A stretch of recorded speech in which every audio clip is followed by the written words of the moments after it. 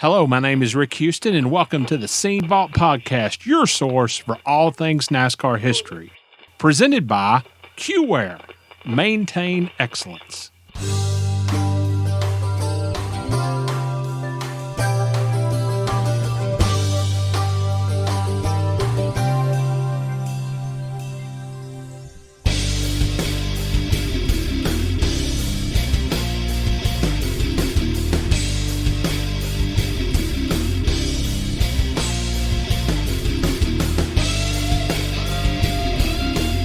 The day NASCAR and all of us associated in any way with NASCAR forget its past, that's the day we don't have any future. Hello, I'm Steve Waid. And my name is Rick Houston, and welcome to the Scene Vault Podcast presented by QWare. And Steve, this week, I think we would be remiss if we didn't mention the tragedy that took place with George Floyd. And Steve, I don't have any answers. But I will say this, from the very bottom of my heart, I don't believe this is a black and white issue. It's a human issue. I don't care what the color of your skin is, but it's the content of your character that matters. Well, I think you're exactly right, Rick. And the only thing else I might add to all of this is that if what has happened across this country leads us to calm down and communicate about racism, and do something about it. Something more constructive, obviously, than looting a Target store. Well, then, that is a plus. And to be very honest with you, that is exactly what has to happen. We need to solve this problem. Steve, you know me to be a man of faith, and there is a passage in John chapter 13. It's verses 34 and 35. And it says, "A new command I give to you, love one another. As I have loved you, so you must love one another. By this, everyone will know that you are my disciples if you love one another." For me, that's the bottom line. Doesn't matter if you're a Christian, doesn't matter if you're atheist, it doesn't matter if you're black, white, whatever. It says to love one another. Well put, Rick. Well put. Steve, moving on from that a little bit. This week, I posted another poll over on our YouTube channel. I want to see what you think about this one. All right. All right. Who appeared on the most Grand National / Winston Cup / NASCAR scene covers? Well, I'm going to take a stab at it. What's your best guess? I'd say Dale Earnhardt. Here's what I came up with. If a driver was visible on a scene cover, that driver might not be the focal point of that cover. They may just be in a pack of cars. They got logged when I scanned all the covers, okay? Sounds like a lot of work. Yeah, well, we won't get into that. Dale Earnhardt Sr. was shown on the cover of Scene 208 times. That's pretty good. 208. All right. Jeff Gordon was shown on the cover of Scene 207 times.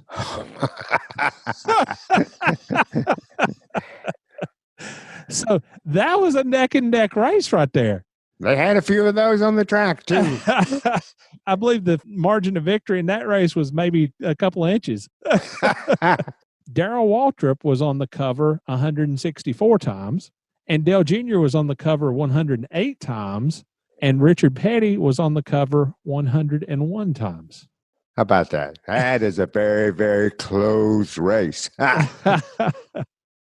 Steve, in our first segment this week, I have been looking forward to sharing this interview for quite some time now, certainly since we did the interview. But a couple of months ago, I got a message on Facebook from Charlie Crawl, and I had never met Charlie face-to-face, but we've been in touch on social media, kind of got to know him that way. But he asked me if I would give him a call, and I called him back immediately, and he asked if I would be interested in interviewing Bill Gardner.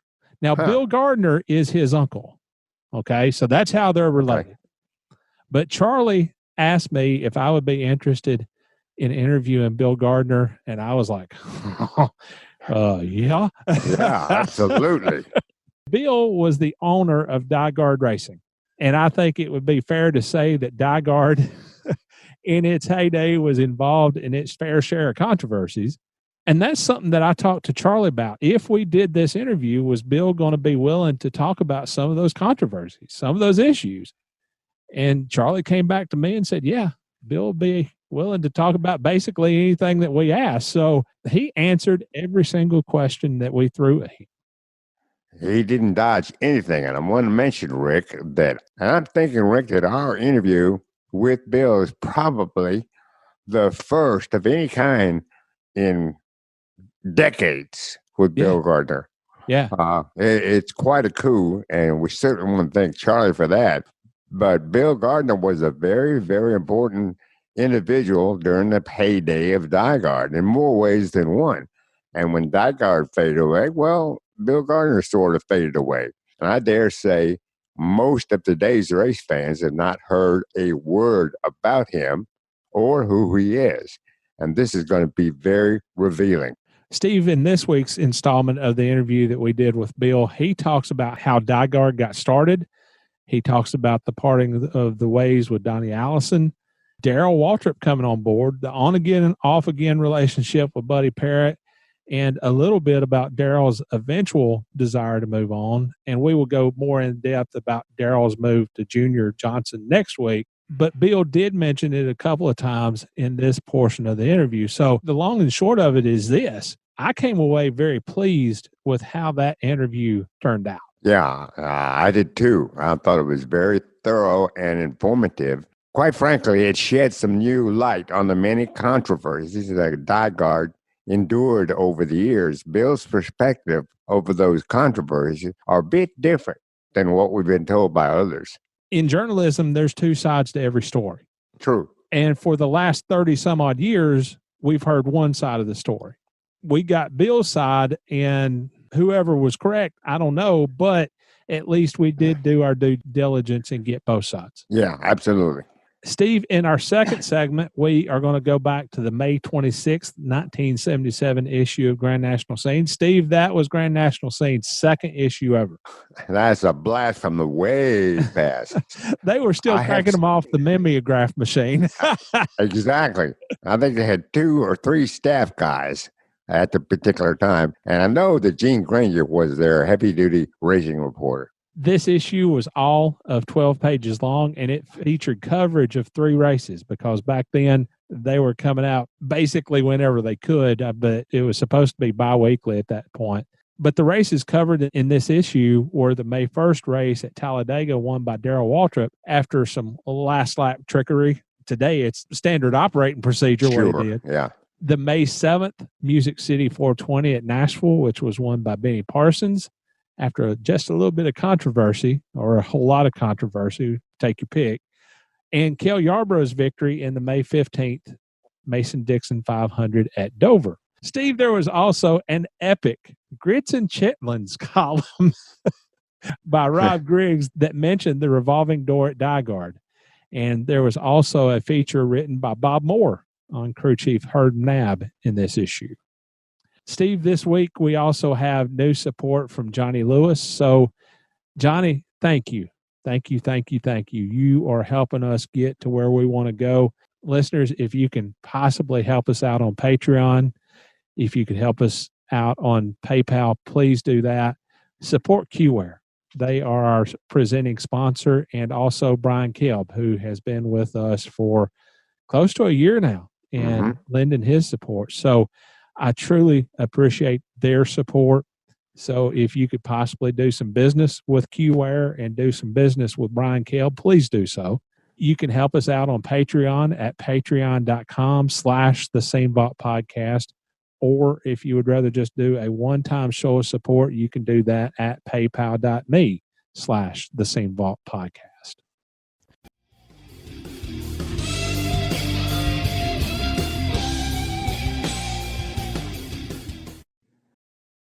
All right, Bill, how did DiGard Racing get started? It all started from a pinochle game. Mike the Prospero, the die of DiGard, and with his wife and mine, we were playing pinochle, and he had made a lot of money in Connecticut and condo business, and he started spending his money in racing in Connecticut. And I had no idea about any of this and had not been involved in racing at all. And in the middle of this thing, he said to me, I'm going to enter a car in a Daytona 500. How about being my partner? And I said, well, he said, you know about Daytona? I said, yeah, I think so. I mean, I knew little other than the racetrack, Indianapolis, and there was a Daytona. Yeah. So he said to me, partner up with me. And I said, okay, I'll do it on one condition, that you do it first class and I don't get embarrassed. And we were both young guys that had, been fortunate to make some money. And so we went, I told him, go ahead and do it. Well, he had a car being built by Bobby Allison in Hueytown, Alabama. And he told me that. And I was taking off to the islands with the family. And I said to him, you got to get, the rest of the people in line. Well, when I came back, I said to him, I've read the NASCAR book. And I said, I've learned a lot now about the sport that you're trying to get me into. And, we need a crew, we need a crew chief. We need a lot of things. And I said, what have you done about it? He says, and how about a driver? And he said, I haven't gotten anybody. I said, you got to be kidding. So anyway, I said to him, okay, then let's you and I fly down to Hueytown and meet up with Bobby, who's building this car, which I have no idea anything about. And so we did. And Bobby introduced us to his brother, Donnie. And, we looked him up and felt that would be a good driver for us at the time. So we hired him, and then him and his brother helped put a team together, the pit crew. And so that's how that all started. Well, I had no idea that the car that he was having built was a Chevelle. And Bobby understood that he wanted this car to race in short tracks in Connecticut, in New England. So anyway, we show up to the Daytona 500, and make a long story short, we qualify the qualifying car, 44th or whatever it is at that time. And so you show up, you're at the end of the field, and if somebody falls out, you're in. Well, nobody fell out, and so that was my first experience of entering a car in NASCAR. So I was pretty perturbed and had a pretty severe conversation with Bobby. And I thought that Bobby, built us the wrong car. And come to find out, Bobby educates me and tells me that, no, you should have had a Monte Carlo to go through the air. He says, you got this big Chevelle, and you're lucky that you were for, alternate car.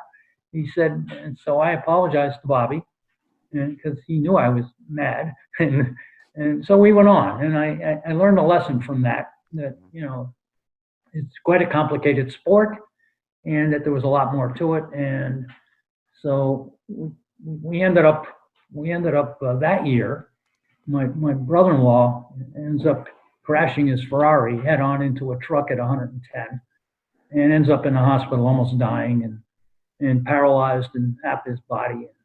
Make that a long story short. Also, I was with his wife in the hospital, and helped with that situation. But I ended up where I ended up. If the DiGard was going to continue, it was going to be by me only. Right. So I owned 100% of the team going forward into the 1984, and my brother-in-law was incapacitated pretty bad. And that's when we entered the Daytona 500 in 1974 and almost won it. We had about 10 or 12 laps to go, and we're leading the race. And my wife and I were in the Goodyear suite, and I said to her, boy, this is easy. We're going to win this race.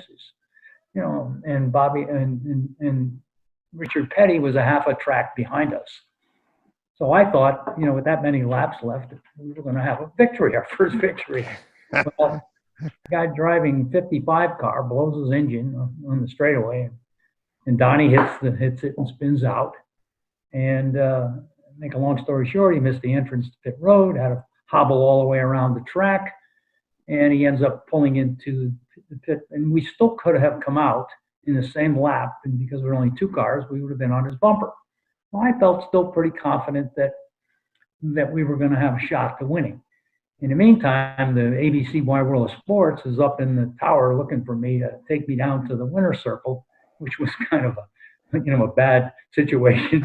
I wasn't too happy about that, but it happened. Well, the pit crew cuts the air hose going over the wall, and Donnie goes down a lap. So that was my introduction to the sport, and I was so mad, and convinced that I could do something and enjoy this thing if I got more involved. Yeah. And so I did. It kind of got me hooked. And so from there, we moved the team that was working out of a garage in Hueytown, Alabama. I bought a facility in Daytona, a big facility, which at the time was state of the art. Built a home, engine, the engine room for Robert Yates and everything else, and had the place spick and span and ready to roll. And I thought that the center of racing Yeah. was Daytona. Well, after a few months, we couldn't get anybody to come to work, and they called me down for a meeting, and so they convinced me that we needed to move to Charlotte area. And Right. So I said, fine. So we bought a facility up in Charlotte, moved the team, and then I just sold the building.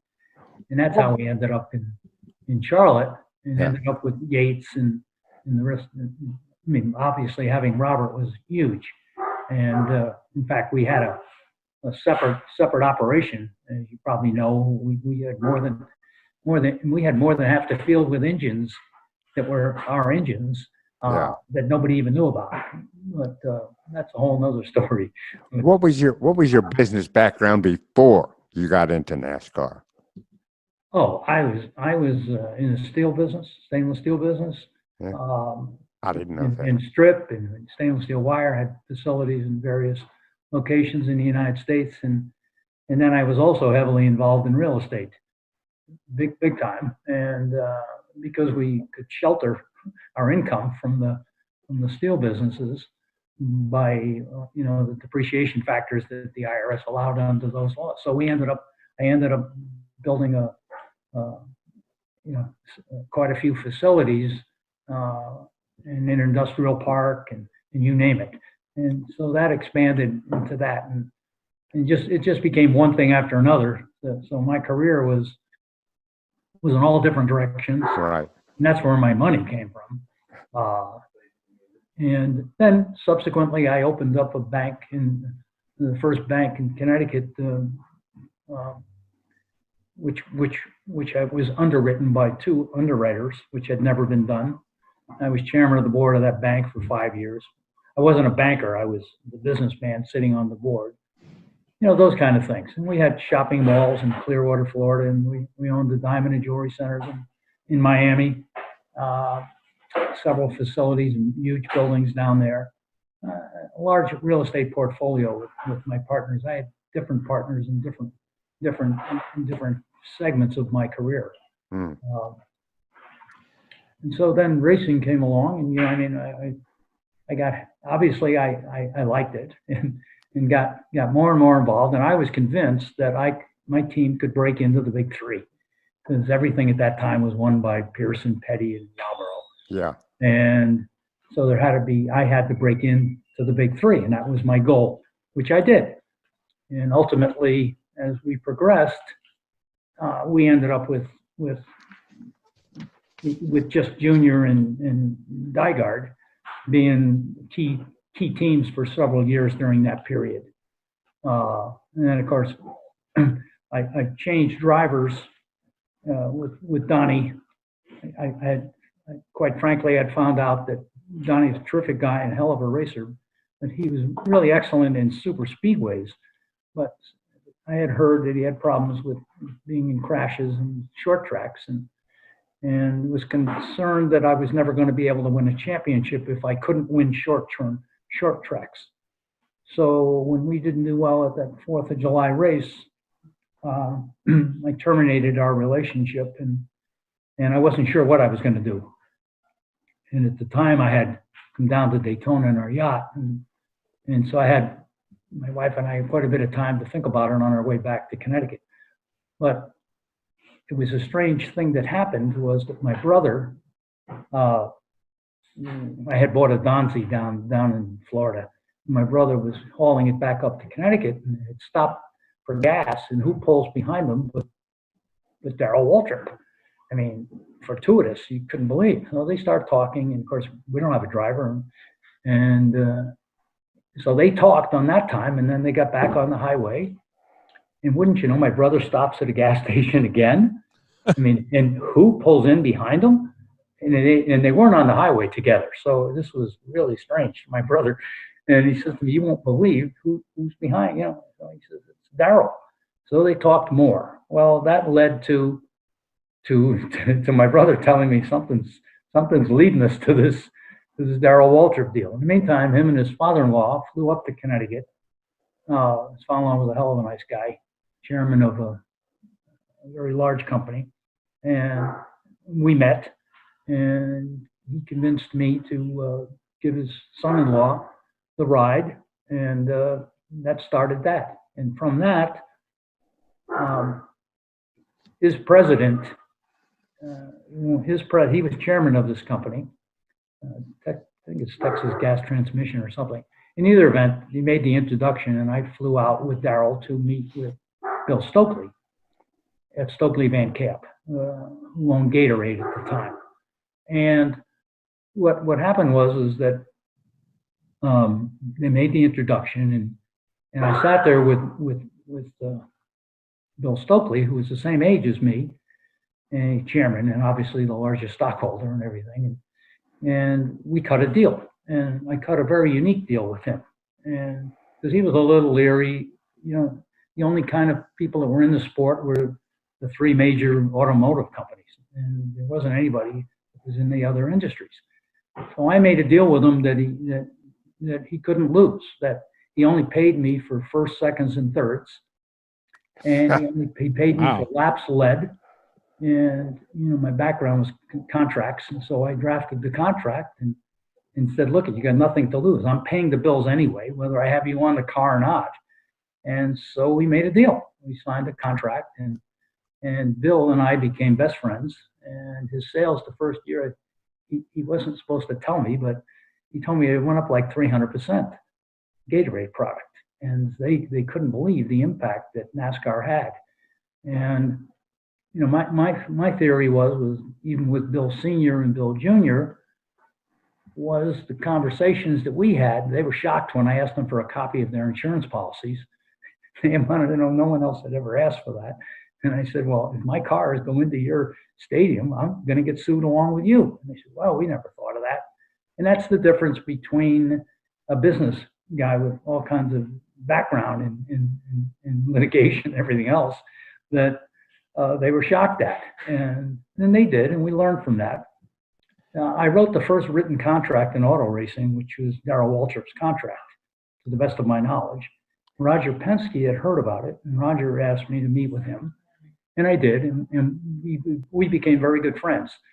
And I said, "No, look, I'll share with you my contract that I wrote for Darrell." And he was very interested in getting his hands on it. And I said, "But, you know, you had lost Donahue over in Europe, and I'd like to see, you know, the lawsuits and the litigation aspects and your backups to how you're going to defend this thing." I said, "Because it could end up with me." So we started a mutual relationship, Roger and I, that we felt was both beneficial from looking at the business of racing as a business and not just a sport that people didn't get it. I mean, I think I was way ahead of my time. That's the problem.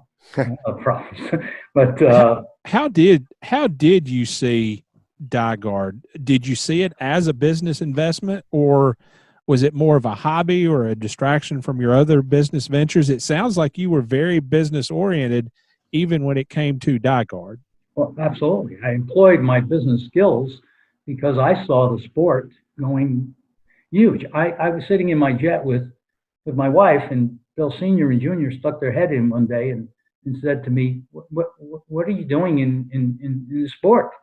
Why are you in NASCAR? Why aren't you up at Indy with, you know, instead of here?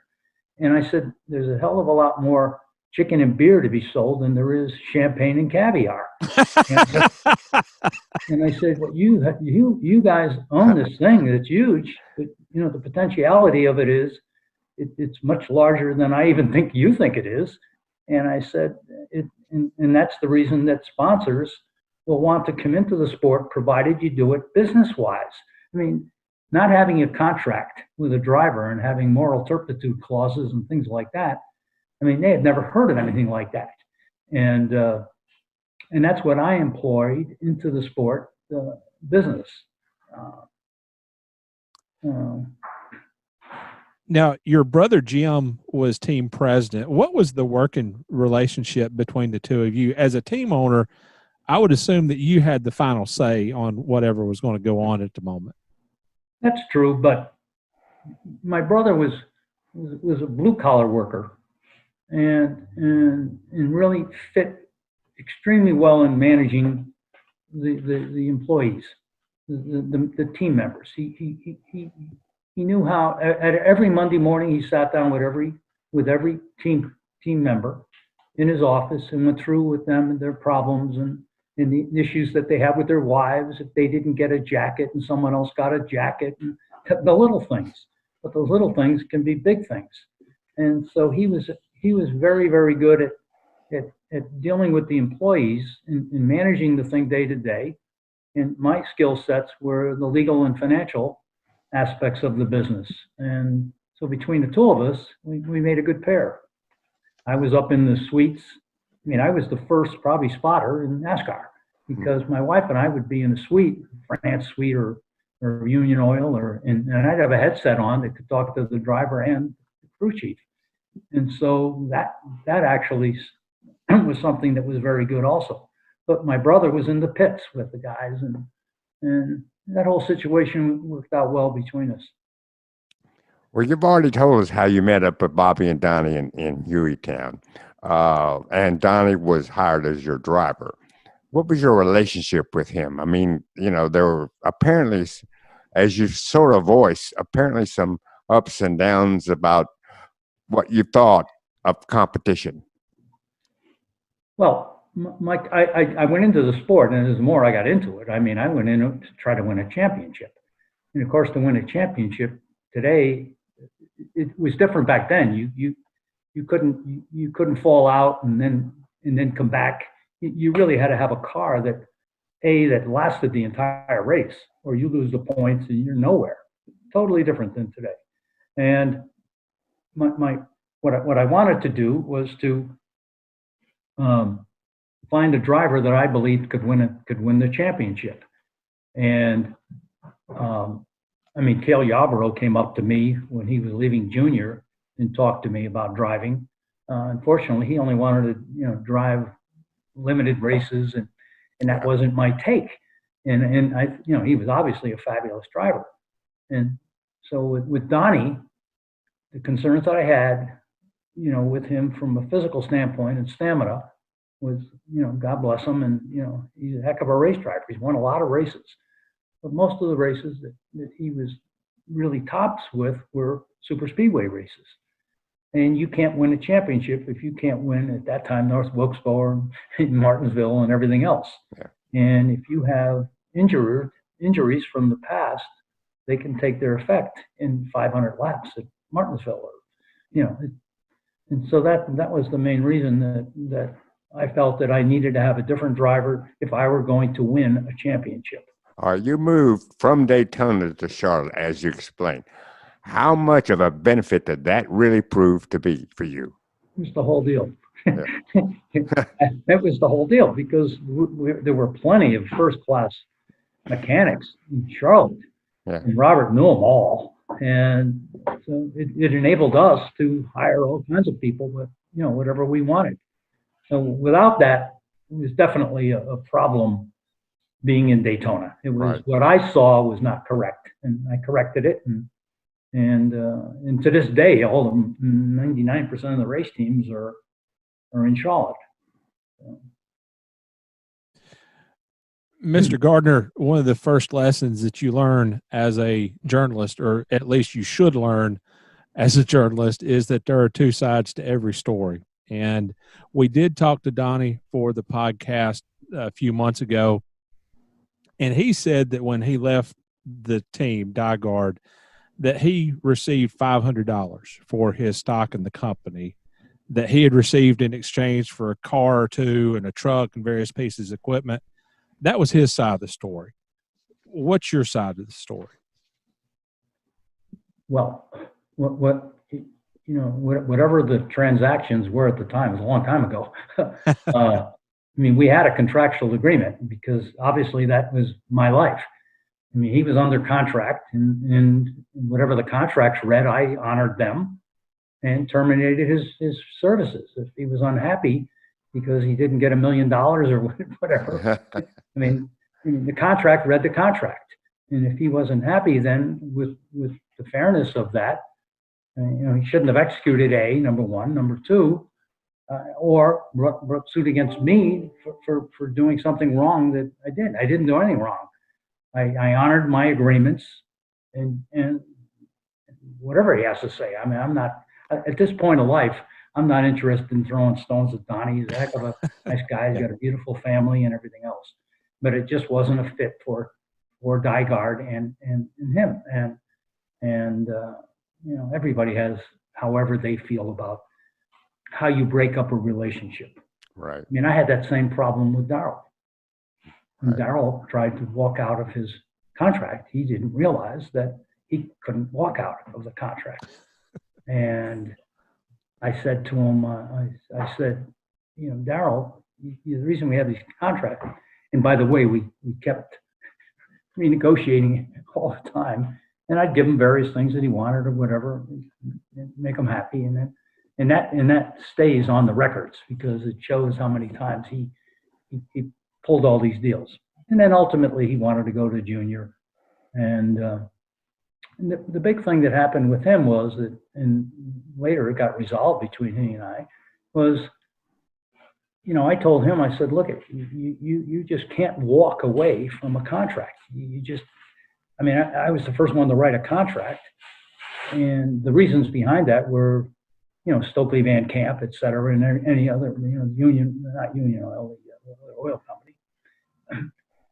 He didn't understand it, that they had gone out and produced TV slots for next year, that Stokely did all this work, that they expected to have their driver, Darrell Waltrip, in the car.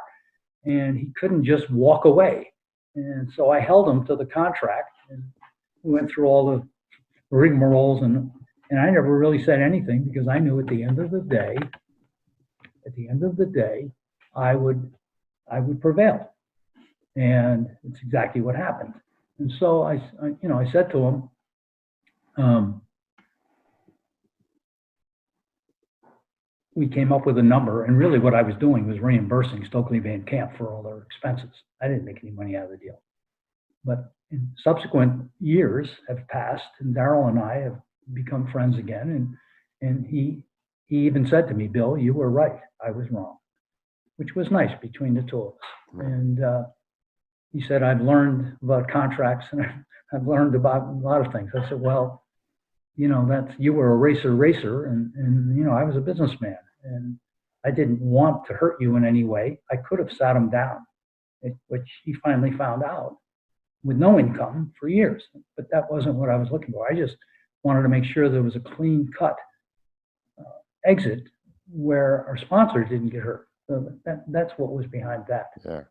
Well, you finally got your first win at Richmond in September. Yes. Yeah. What'd that mean to you personally? Wow. Big, huge. I can't tell you how huge. I mean, it's just, and the problem was, the biggest thing, I wasn't there. And it was a phone call to me. For some reason, I had a business commitment somewhere. Oh, really? I didn't know that. No, I wasn't there to see it. And it was a great, got the call and everything. It had to be a pretty serious business commitment that I was in for me to not go to the race, because my wife and I traveled to every race. Mr. Gardner, from 1976 to 1977, there was a huge turnaround in results on the racetrack. Darrell won 6 races and was 4th in the Winston Cup standings at the end of the year. How were you able to accomplish such a dramatic turnaround? from all one about year to people. the next. Racing is about people, and all businesses are really, but especially in a sport that's like NASCAR is. And if you have the talent and especially with the changes and the new innovations that we brought into the sport, I mean, Gary Nelson got, for instance, power steering to work. They had tried it for years. Nobody ever was able to get it to work. Well, he did, and we had it. We had a deal with General Motors that if we had things that we developed, that we would have exclusivity on the conversations relative to that for 3 races before the data got out to someone else. And so, for instance, with the power steering, we're innovative with respect to shock absorbers, things that made the car race faster. We also had, because I was from the steel industry, they used to put lead in the rails to meet the weight restrictions, the sanctioning body. Well, I had introduced to my team a word called tungsten, and they had never heard of tungsten. And tungsten is a metal that is incredible, small in quantity and heavy in weight. And I had some shipped down to Gary, who couldn't believe it. And that actually helped us with the balancing of the car and where we put the weights and things like that. So it's all technological improvements that we would come up with, and eventually the word would get out and other people would have it. Today, everybody's got it in their shops.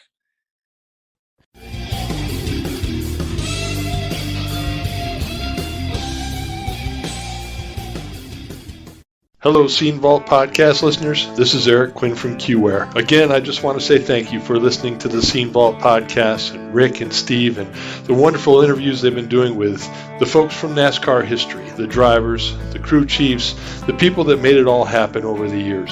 At QWare, we are very proud to be a part of this podcast and being able to bring it to you, especially at a time when you have limited entertainment options. We hope that you're enjoying it, and we hope that you get a chance to check us out at QWareCMMS.com. QWare is one of the most powerful, simple to use, computerized maintenance management systems on the market for your facilities maintenance team. Whatever your business, check us out, QWareCMMS.com. We're here to help your team maintain excellence. From all of us at QWare, we hope that you and your family stay safe and healthy. Now let's get back to the podcast. Thanks for listening.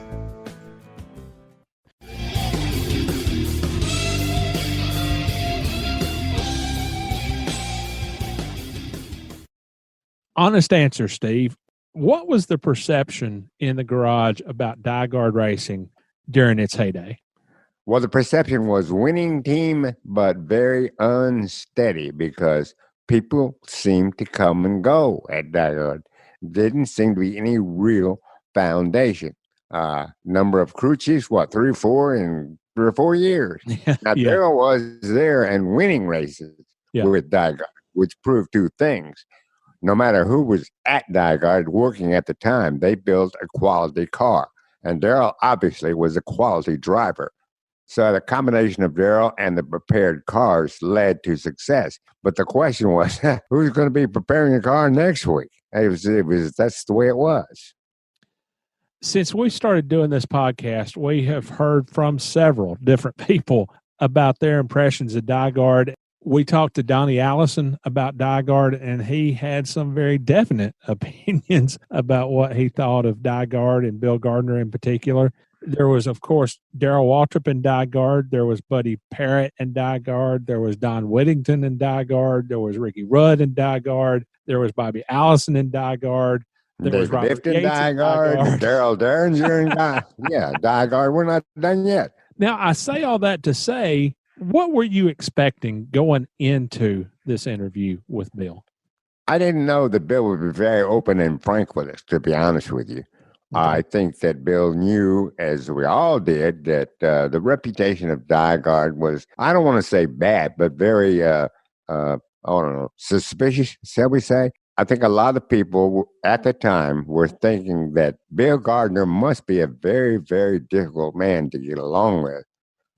He was indeed a good businessman, and he was a bit mercurial. You didn't know what to expect from Bill while he was running DiGard. And so I think Bill might have been a bit concerned that we would prey upon that when talking to him. But it turned out to be just the opposite. He had no problem speaking his mind. Now, what was the impression you were left with after we talked to Bill? I gave him much more credit than I did when he was actually running a team, to be honest with you. He made me see some of the things that he did and the reason why he did those things. And when we listened to him and heard his side of it and why some things happened, it appeared to be much more logical than it did back in the DiGard heyday. Well, Steve, I didn't know what to expect because DiGard was already gone by the time that I got into the sport. So I never had any kind of encounter with Bill Gardner before we talked. But from everything that I had heard, from everything that Donnie Allison had said about him, and from everything that Buddy Parrott had said about him, and from everything that so many different people have said about him since then, certainly had said about DiGard in their business dealings with him, I kind of expected him to be very bombastic. I expected him to be very showy.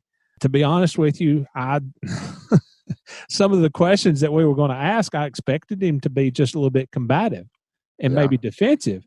That's true. But that's not the way that he came across to me. In the interview, he never raised his voice. He was very matter of fact. He answered every single question that we threw at him.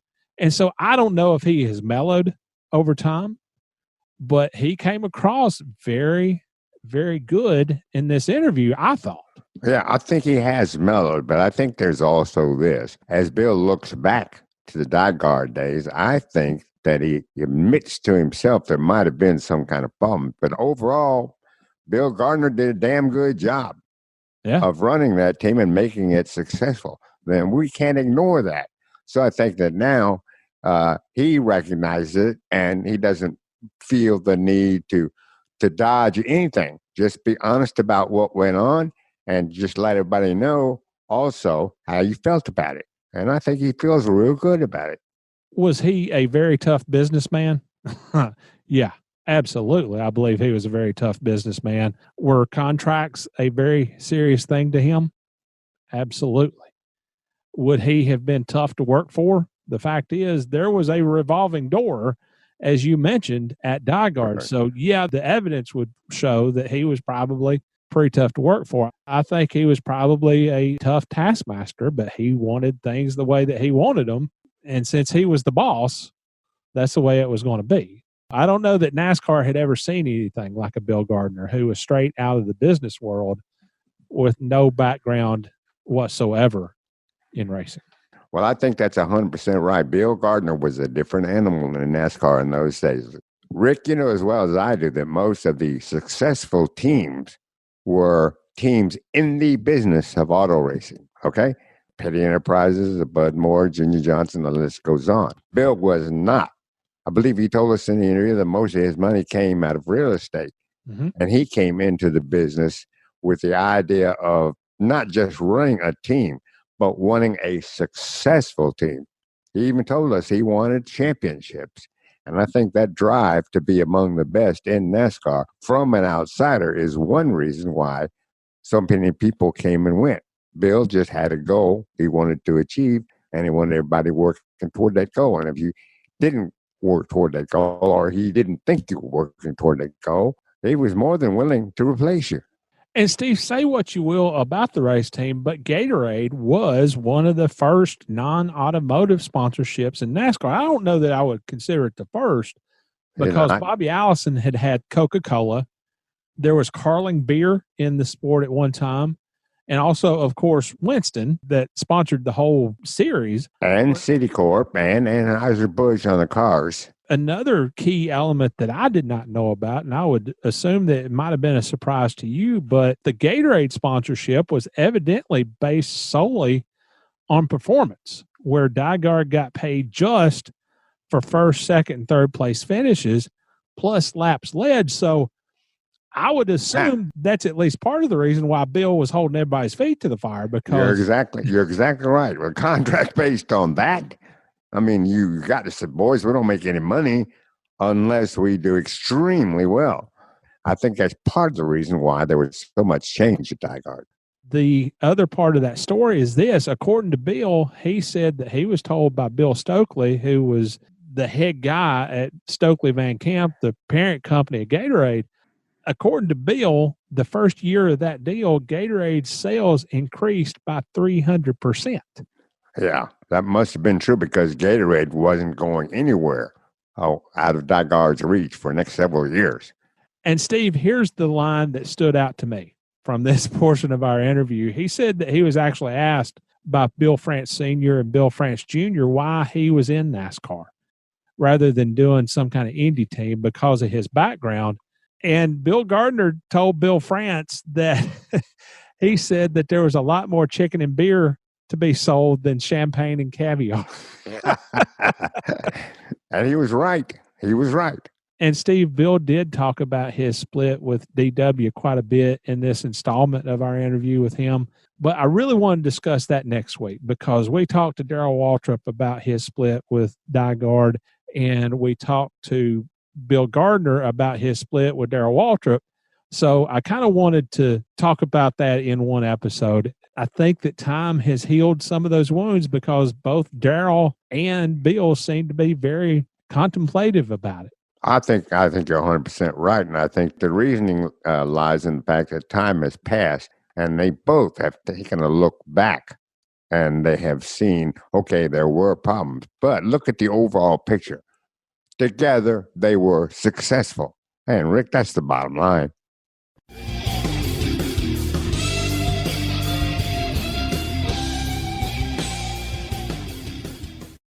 Steve, follow Brian Kelb on Instagram and Twitter at Speedway Screens, and check out his inventory at speedwaytsj.etsy.com.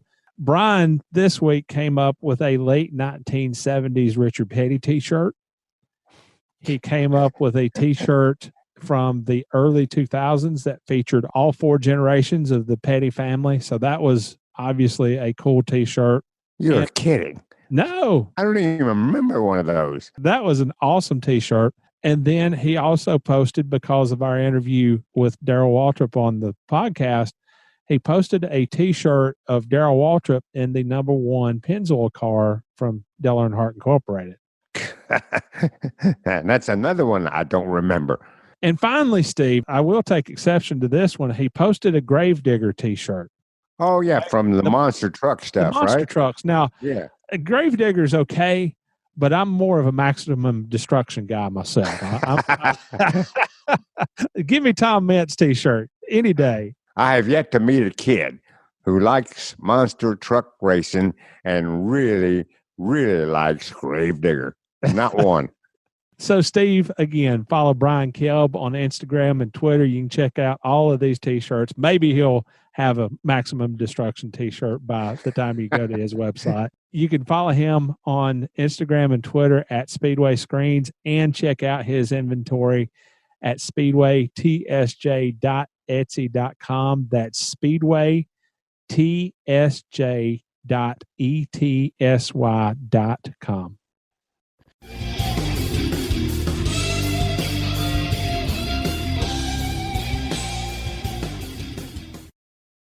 When Grand National Scene first started, Robb Griggs' column was entitled Grits and Chitlins. Right? Now, we have already discussed the relative merits of grits. You're in favor. I'm not. Now, where do you stand on chitlins? I'm not. I wouldn't touch them. You know what they are? I wouldn't hit a dog in the hind end with a chitlin. No, thank you. Where did that column title come from? Well, I don't really know, but I'm going to say that very likely Robb was a Yankee. He was down in Alabama, and he was producing a stock car racing newspaper. So maybe he named his column to be something more identified with the South and things from the South. I don't know. Grits and chitlins. Ooh, that's a combination. Grits and shrimp, maybe. I could choke that down, but grits and chitlins, I'll pass. Thank you very much. And Steve, this column read pretty much like a stream of consciousness kind of thing, where it dealt with several different topics with no transition between them whatsoever. The commentary ran on the second page of the paper, and it consisted of 6 columns, pretty much all copy. And Robb's column ran across 4 of those columns. And Steve, it consisted of about 1,500 words. So the type, I couldn't even tell what type it was. It was probably maybe 3 or 4 point size. Well, I know exactly what Robb was doing here. Robb was emulating Chris Economaki. Okay. Because if you remember, Chris Economaki's columns in National Speed Sport News went all over the place and covered many, many topics, one right after the other, one right after the other. That's exactly what Robb was doing here. Well, I got to be honest, when I was going through this issue, this is one of the issues that I have scanned personally. I enlarged it to 120, 130% so I could actually see it. But about 3/4 of the way through this column was a note about DiGard. The DiGard Gatorade AID, that was misspelled, but we won't go there. The DiGard Gatorade Racing team is like musical chairs. Whoever is in charge of the team's putlic relations must be going crazy. PUTLIC. Okay, maybe Robb was typing a little bit too fast there. He wasn't the best copy editor either. So this is what it says. Whoever is in charge of the team's public relations must be going crazy. First, there were 2 Yankees with no sponsor who began the whole thing. All right. Okay. All right. He's right there. Go with this, huh? But he's right. Now, remind me, Steve, where was Grand National Scene located when it first began? Notisoga, Alabama. That's exactly what it was. It was Robb and his editor, Gary McCready. They began the publication from there. Now, at the time, they also had another publication. I think it was a weekly newspaper called the Coosa County Press, I believe. That might not be right, but it was Coosa County. And Gary would say they spend half the day working on scene, and then all of a sudden the police radio that they had in the office would sound off and talk about an accident on the highway or something like that. And Gary would grab his notebook and a pen and jump in the car and take off to go cover the local news story. So that's what they were doing at the particular time Scene started. You've told me something that I did not know. Where was Robb from originally? I think he's from Connecticut. I know Gary McCready was. And he's going to call somebody else a Yankee. Well, yes.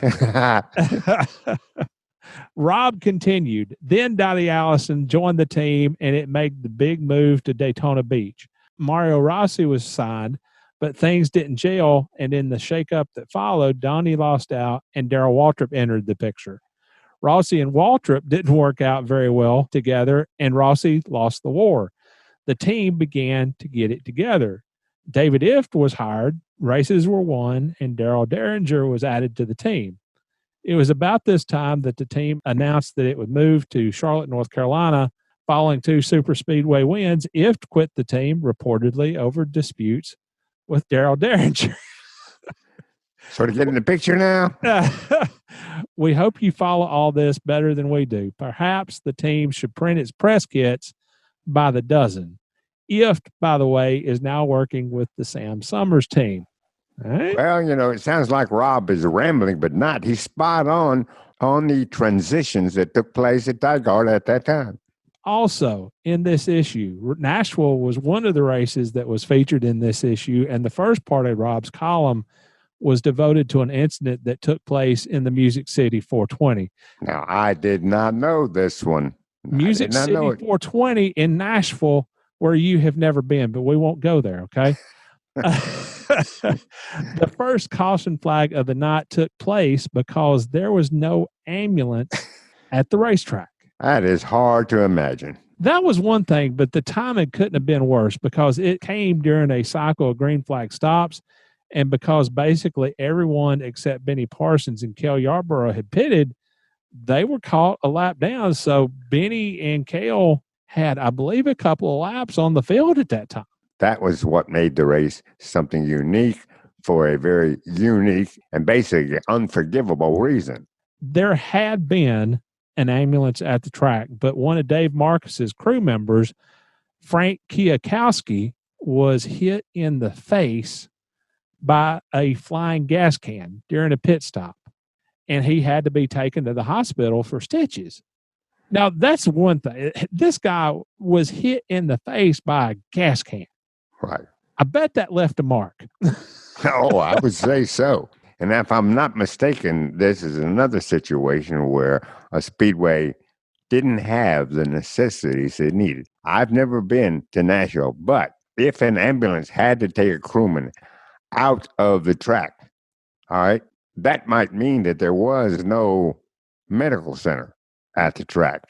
And of course, we can't even fathom a race without a medical center today. But that's pretty much what it was like back then. Once somebody noticed that there was not an ambulance on site, the caution came out on lap 152. And Steve, it took 18 laps for another ambulance to show up. And then a second one did eventually show up not long afterwards. So things got kind of tense. And I think that the crowd knew what was going on. So when the ambulance did show up, there were evidently some cheers or jeers or whatever you want to call it. But NASCAR Vice President Lynn Kukler said afterward, "We don't have a rule about it, but we strongly recommend that a track have at least 2 ambulances." There's not a rule that there has to be an ambulance at the racetrack. Right. You know, something good came out of it then, because from that point on, if 2 ambulances were required at the track, well, naturally, that was a very, very good thing. And you can't fault NASCAR for throwing the caution during this time. You can't continue a race without an ambulance at the track. It's just common sense. Steve, safety has come so far. Steve, I actually got sick at the racetrack in Homestead at the end of the 2003 season. And I actually had to be taken to the hospital by ambulance there in Homestead. And the ambulance didn't know how to get to the hospital. I honestly and truly... You're kidding. No, I honestly and truly thought that we were going to have to stop at the 7-Eleven and ask directions. And I was going to be like, you know what? While you're in there, why don't you get me a big gulp? But the ambulance driver did not know how to get to the hospital. So that's another case. I'm sure it's been resolved by now. I'm sure they're all given directions. They all have GPS. They all have their phones, so everything's good now. I would hope so, Rick. And Steve, here's another thing about the Nashville race. Robb also mentioned the fact that Benny Parsons won just a little more than $7,000 for his win at Nashville, while Bristol had paid more than $20,000 for its 500-mile race. Uh-oh. Okay, so there's another typo. We need to start a running tally of these. So, but there were also notes in Robb's column about Muhammad Ali's recent title bout against Alfredo Evangelista, and the connection was that Evangelista had some advertising on his trunks, just like NASCAR. Now, Steve, in your wildest imagination, did you ever think that you would hear the name Alfredo Evangelista on the Scene Vault podcast? No, I would not.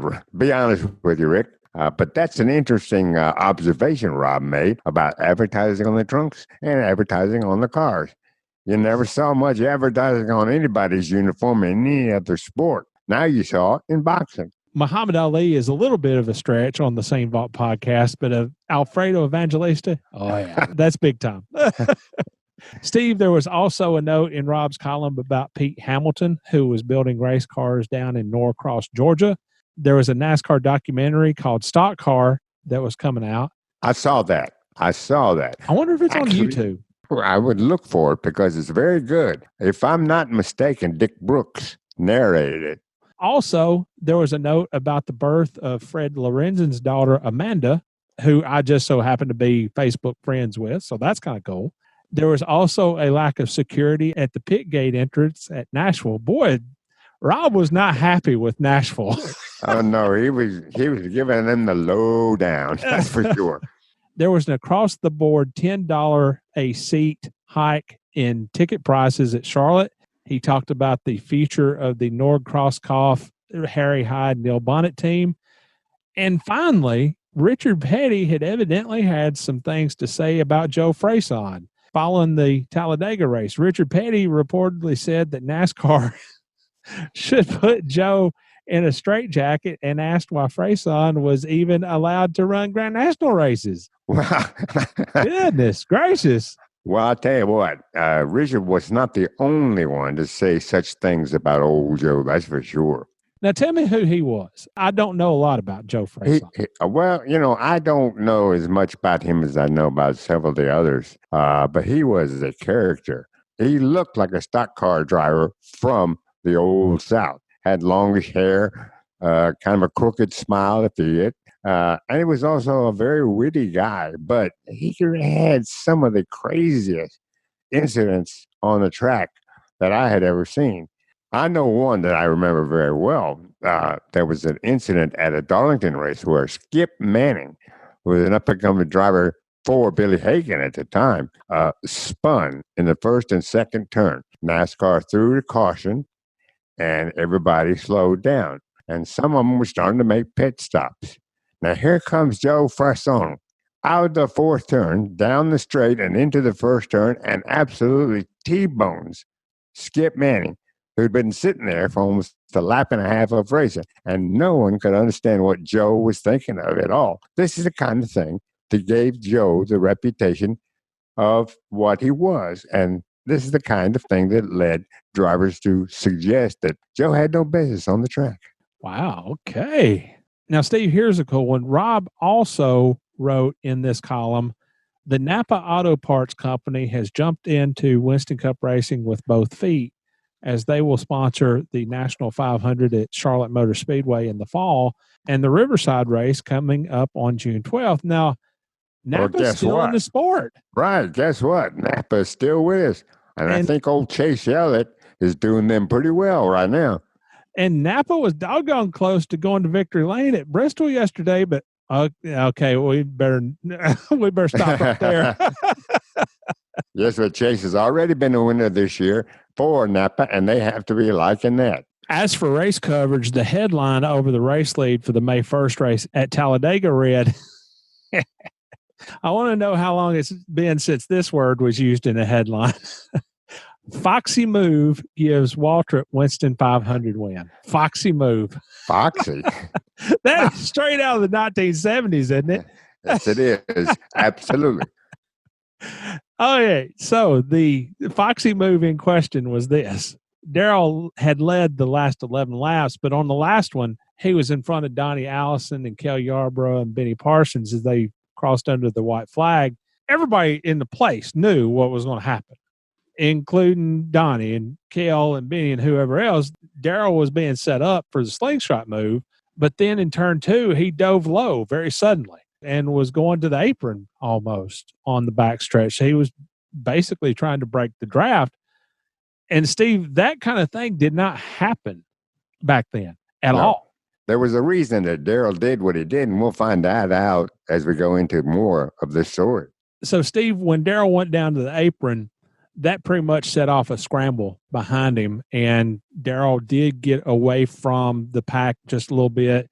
And back then, that was a good thing. Today, you don't want to get that far away from the pack. But going down into turn three, Kel kind of got back to Darrell, and they evidently made a little bit of contact. But Darrell was able to hang on to the lead and win the race. But again, Darrell didn't do anything that last lap that drivers don't do basically every lap these days at Daytona and Talladega. But back then, it was very, very, very much out of the norm.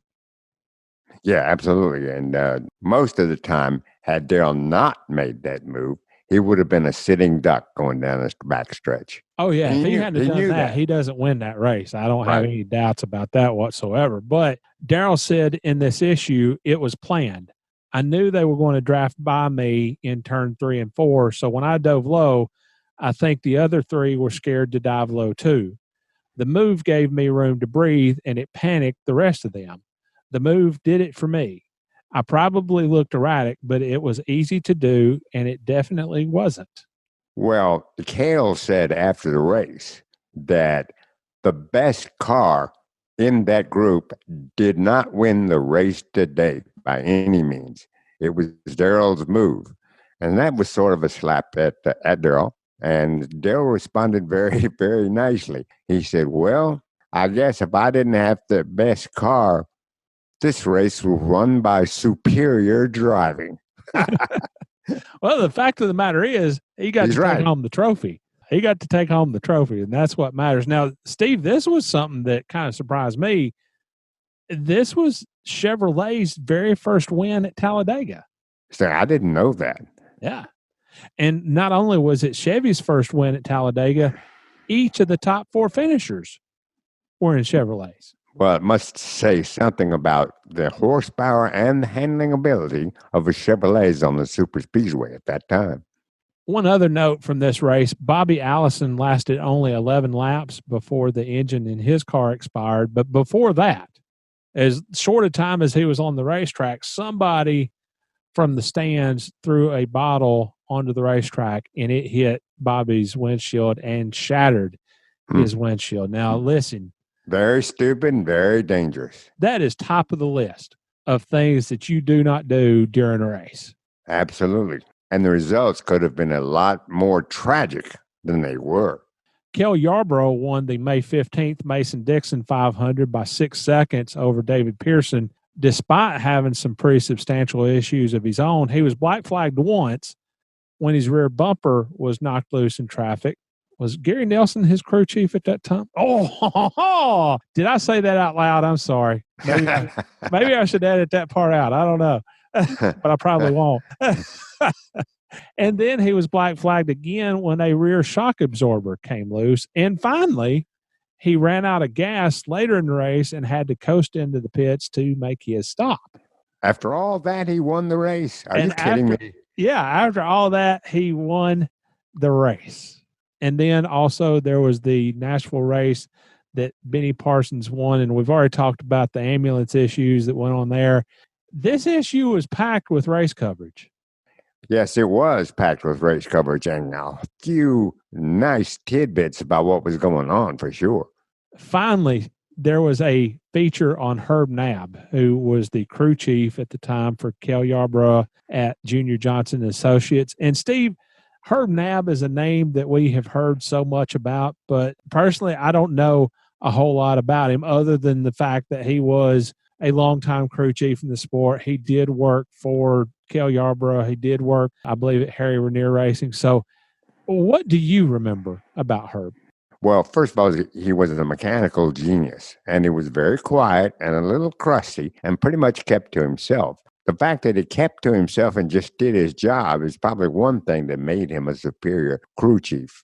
And he worked for the best teams and some of the best drivers. So I don't think there's any doubt that his skills were exceptional. But as far as being a public figure with any kind of flamboyancy at all, that was not Herb Nabb. He was quiet and he kept to himself. Oh, he could tell some great stories, and he had some great quotes too. But the fact is, he just wasn't a kind of an out there type of crew chief. Well, here's one of those great quotes, and I think it's a quote that kind of lets me know that Herb and I would probably have gotten along pretty well. He said in this feature, winning races is like eating good food. Once you get a taste of it, you'll work your tail off to keep it. Well, he's good right. Food, I'm in. There you are. As long as it's not grits and chitlins.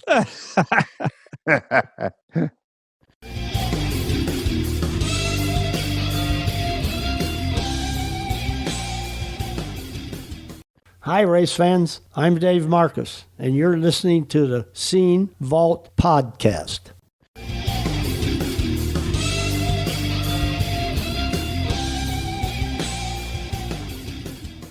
Finally, I continue to be absolutely amazed by some of the feedback that we get. And we got another note this weekend from one of our newest Patreon supporters, Ron Montgomery. And Steve, this is what he had to say.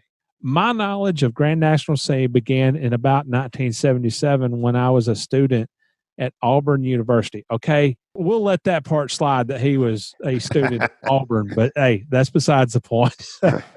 Roll Tide. One day I was driving around the nearby small town of Notasoga, Alabama, and I saw a nondescript block building with a small sign that said Grand National Scene. I had been an avid NASCAR fan and an Alabama gang fan all my life. In those days, we were starved for information. The Birmingham News did a pretty good job, and the local TV stations gave occasional mentions. Upon coming to Auburn, I was delighted to find that I could read the Charlotte Observer in the library, although it would be a week old. Needless to say, I stopped at the building and walked in and said, "Hey, what do you guys do here?" The lady said we produce a newspaper about stock car racing. I thought I died and gone to heaven. I subscribed immediately, and the staff was very nice to give me back issues to take with me, and I remained a subscriber almost to the end. I guess that's why I'm passionate about what you're trying to do and preserving these issues online. I know how valuable this information is, and it must be preserved. I would like to do whatever I can to support the work. I have a pretty large collection of NASCAR stuff that I hope to do something creative with in that regard. Thank you for the work you do. It's my favorite podcast. Ron Montgomery. How about that? Thank you, Ron. That's great. Now, Steve, I have to ask, did you ever visit the offices in Alabama? No, never did. The first offices of Grand National Scene that I entered was a converted country store on Roberta Church Road in Concord, North Carolina. So Ron has done something in racing that you haven't. He was able to go to the Alabama office. That's right. I was never there. I asked him if he had any pictures of that because that would have been awesome to share. I would have loved to have seen that. Yeah, I'm like you. It's quite frankly. We got to get some WD-40 for those doors. You never notice it unless we're doing something like this. That's true. There goes Otis.